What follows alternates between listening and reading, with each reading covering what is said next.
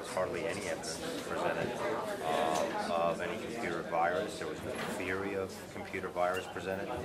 The evidence presented overwhelmingly showed that the machines functioned correctly, including the last 2 parallel tests and the certification of those tests, where the Secretary of State stated that they 100% accurately reported the votes. So what's the explanation for the 18,000, so to speak, mystery or missing votes?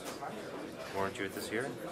Did you hear it? I heard some different things, but I still couldn't figure out what I'll tell you what it wasn't. It wasn't machine malfunction. So it was just the voters weren't smart enough to vote that race. No. You know better than that, and you heard the evidence. I heard. Anything else? Okay. Sure. What about the theory that they can't figure out if there's a violation in the code? You know, the issue is that the court has to balance the legitimate interest of trade secret holders and the interest of the state in maintaining the security of its systems with the interest of the plaintiff. And the problem is that the plaintiff can't just come here with no evidence and say, hey, you know, until I look at the source code, I can't figure it out. Well, I can claim that, you know, some car ran me over because it had some computer program in its memory that I have to read that may be a secret. Unless I have some evidence, no court has ever ruled that you can come in and take people's trade secrets. And in this case, as we've argued in our briefs, it presents the additional case of first impression.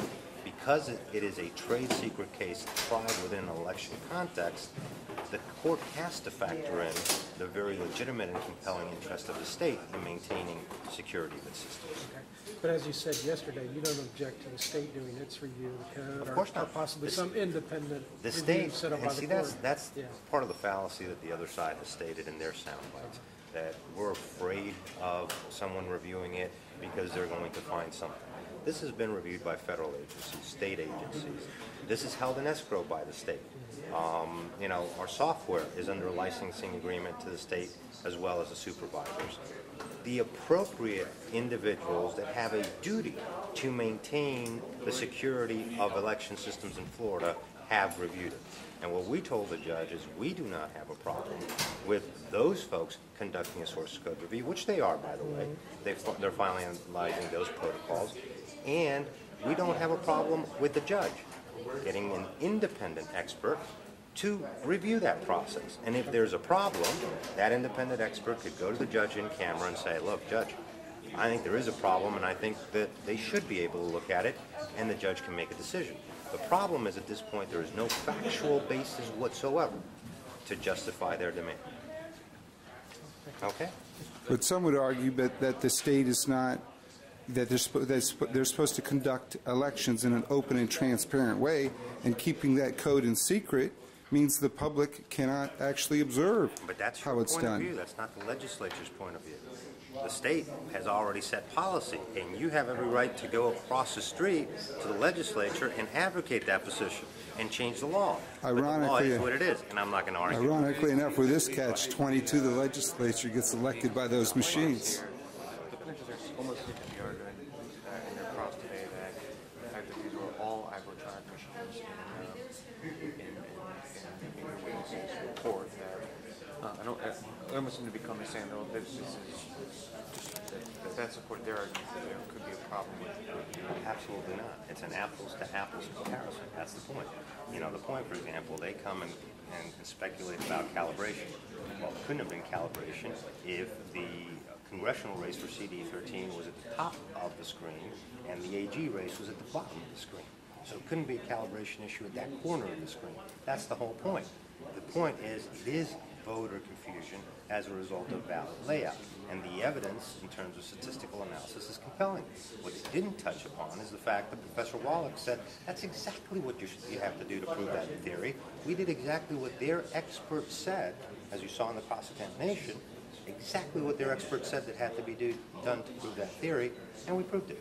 And it wasn't you. There was another attorney, I think, who mentioned that, or asked your witness if they were aware of ES&S contacting Sarasota about concerns over putting their ballot layout. We have no role in ballot layout. That is not Right. our No, I understand that, but I mean, is there any in the did those conversations take place? Was ES&S? Would we have known prior to the election, you're saying, that the ballot layout could have been an issue? No, I'm just wondering if there was any.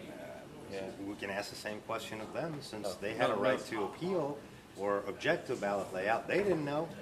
You know, there are things that you look at after the fact and say, maybe in future elections we should have a different ballot layout. But could Kathy Dent have known? I think Kathy Dent is an extremely honorable public servant. I don't think she did anything wrong in this case. Yeah, no. I just wanted to clarify what you were saying before. You said you don't have a problem with a judge selecting an independent expert, to directly look at the code? To review the state's source code review. The state is going to conduct the source code. So who is it that you, I mean, because when Wallach was up there, he was talking about he could sign a confidentiality agreement. Is it that you don't want their experts to look at it? Of course. You just want, Of course. Their somebody experts else. have an agenda and a particular political point of view.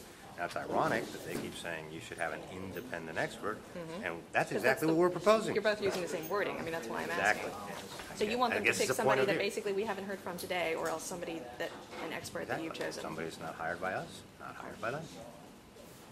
Somebody that's hired directly by the court that doesn't have an agenda and that can make that review. Can't be fairer than that. Thank you. Thank you very much.